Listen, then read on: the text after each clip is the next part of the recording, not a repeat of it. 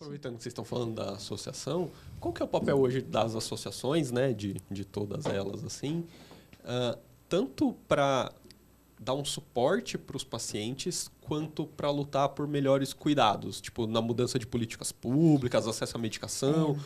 Como que eles agem hoje? Eles agem em todos os pontos, assim, da cadeia? Falar de políticas públicas, dessa força, aí me lembra a Fernanda Batista, né? Fernanda, que sim. ela Pô, a é... Fer, a mano, Fê, maravilhosa. Mas fala de qual associação? Precisa trazer Da a Fer AME. do Rio. Ela precisa de vir, da atrofia muscular, da Amigos da Atrofia Muscular Espinhal. Adoro a Fer. A Fê é a grande responsável por a gente ter entrado na AME. Porque, na verdade, a gente entrou na neuromuscular adulto. E a Fê sempre foi envolvida em tudo. E aí ela deu as primeiras oportunidades para a gente dentro da atrofia muscular espinhal. Ela falava, olha, as crianças também precisam de vocês.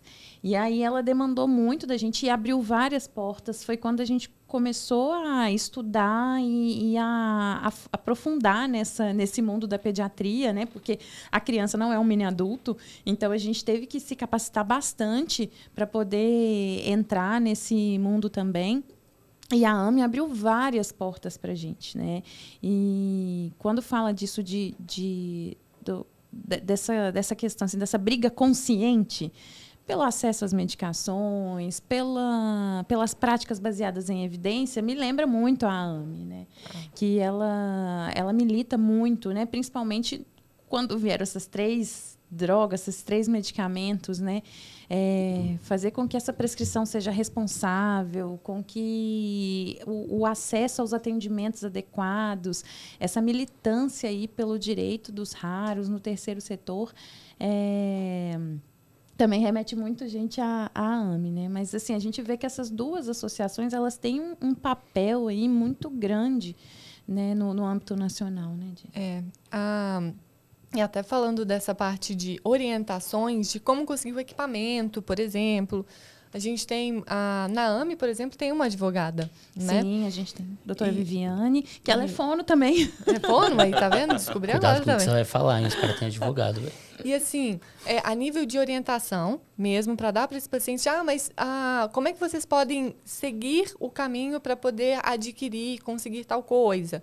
Né? Então, além de participar ativamente em busca, em prol a nível de política para conseguir algo para essa comunidade de doenças raras, a gente também tem como fazer orientações, que a orientação é mais imediato. Sim. Às vezes, quando a gente fala de política, demora um pouco, demora mais.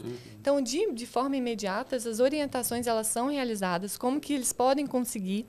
E é interessante porque na própria associação, como tem muitas pessoas, a Procura é uma associação muito grande, muito grande.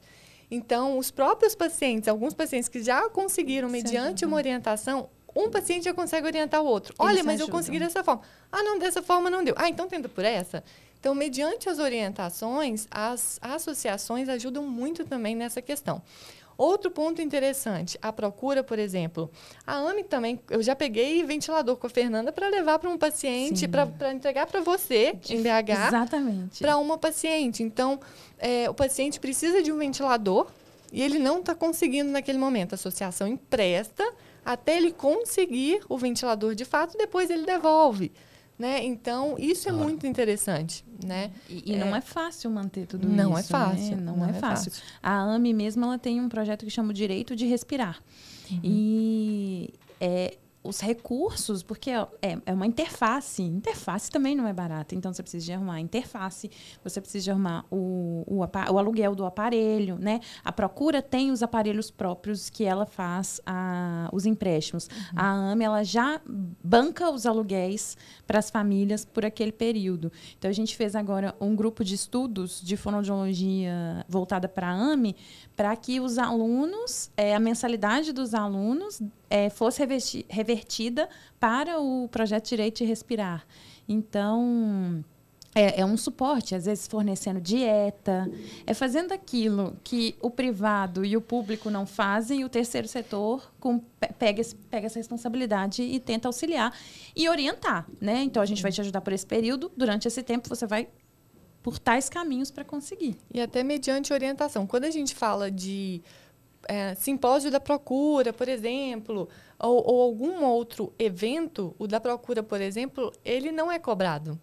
né? Então, eles têm acesso às informações com profissionais que, de fato, têm essa experiência, essa expertise e não pagam por isso. Então, é algo que se torna de fácil acesso. Sim. Né? Então, e é uma forma de tornar a doença mais conhecida e os tratamentos também. Então, tem várias pontes que as associações fazem. Trazer o paciente, a família, para a discussão é essencial para você entender o que você precisa fazer nas políticas públicas em cima disso, cara.